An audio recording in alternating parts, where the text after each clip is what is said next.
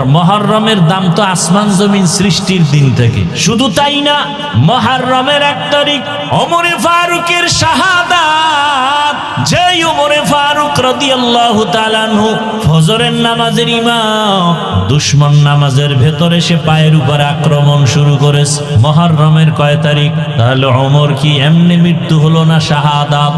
বলে উসমান রাদিয়াল্লাহু তাআলা আনহু খলিফা, তারপরে কোরআন তেলাওয়াত করা অবস্থায় তাকে হত্যা করা হয়েছে। ইতিহাস জানা থাকলে বলেন ওসমানের মৃত্যু কি স্বাভাবিক নাকি শাহাদাত? শাহাদাত। হযরত আলী রাদিয়াল্লাহু তাআলা স্বাভাবিক মৃত্যু না, তিনিও শহীদ। হযরত আলী ইরাকের মধ্যে বাগদাদ তারসদে বসা খলিফাতুল মুসলিমিন। হযরত আলীর বিদায়ের পরে 6 মাসের খেলাফতের দায়িত্বে আসলেন তার ছেলে হাসান। হোসেন তো তার ছোট, বড় কে বলেন? হাসান রাদিয়াল্লাহু আনহু। এই হাসান তিনি হলেন 6 মাসের খলিফা।